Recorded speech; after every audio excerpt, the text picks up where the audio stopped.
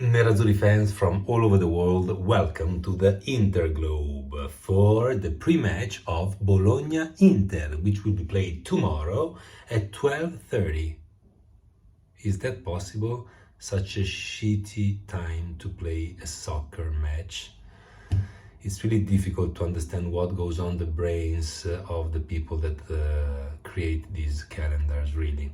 Anyway, Bologna-Inter, of course, brings to us terrible memories about last year, because this was the game that basically handed the Scudetto to Milan. And what a way to hand it to Milan, right? Very, very bad in terms of approach to the game, in terms of incredible mistakes. But let's not think about last year, or better, let's think about last year when we go on the pitch tomorrow, because we have to get on the pitch with the right anger. The same old risk that we are running is that after a game at the top, like the one with Porto, we could feel the psychological emptiness of having played in a full stadium in front of the world, and now playing in Dallara, in a provincial city, in front of a provincial team. So, there could be some loosened feelings in approaching this game for some of the players, and this doesn't have to happen. This is where Inzaghi needs to hammer them mentally day and night. Despite these sort of ups and downs that we're having in our results, let's just think even in 2023, Monza and Empoli, we have been doing very well defensively.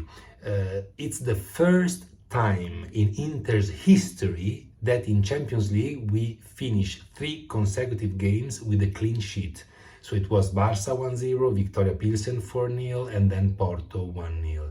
So this is a fantastic piece of data, and we have to be proud of it, because it's the first time in history that we achieve these 3 consecutive clean sheets.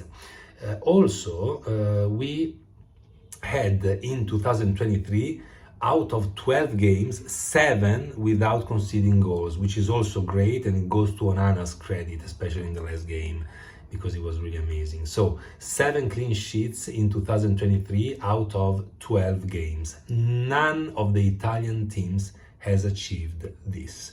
So we gotta be proud.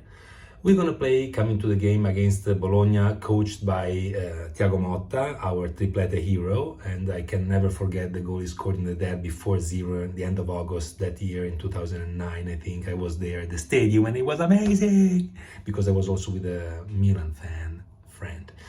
Anyway, 4-1-4-1 is the starting lineup that Thiago Motta uses. We are lucky that Arnautovic is not playing, because Arnautovic always creates mess for us, like he did even in the recent games. And he also is the top scorer of Bologna with 8 goals. But let's be careful to Orsolini on the right, because he has 6 goals, and he is the second top scorer of Bologna. So Di Marco, who will likely face him, needs to pay a lot of attention.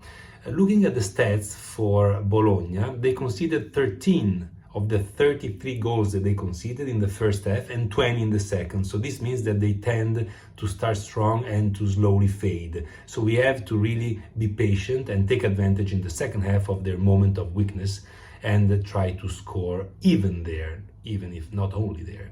But what's incredible is that Bologna, 8th place in the Serie A, conceded 33 goals, and we conceded 27, so not so different, which is a disgrace, really, if you think about the strength of our team.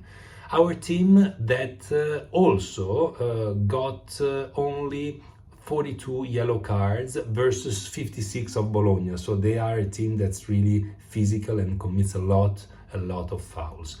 Coming to the starting lineup of Inter, I think we will have Tiramola, Onana in the goal, of course. Then in defense, with Bastoni and Skriniar, probably De Vrij will play instead of Acerbi, also because Acerbi is not young anymore and he needs to rest every now and then, even if the next game we have is next Sunday. So I'm not sure actually if De Vrij or Acerbi. Let's see. Of course, the call will be made by Simone, and he sees players every day, so he's more informed and educated than me on this.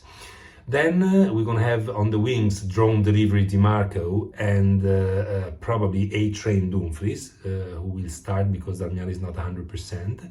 And then the usual fantastic starting midfield with Barella, Sultan of Swing Çalhanoğlu, and of course we can't afford to do without Tube-man Brozovic.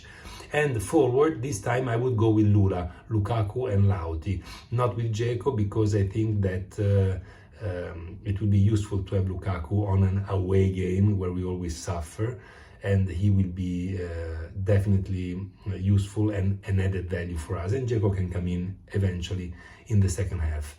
That's all for today. As always, Forza Magica Inter. Thanks so much for watching. If you enjoyed the video, please punch the like button, leave a comment and subscribe. Thank you so much, and talk to you after the match. Ciao!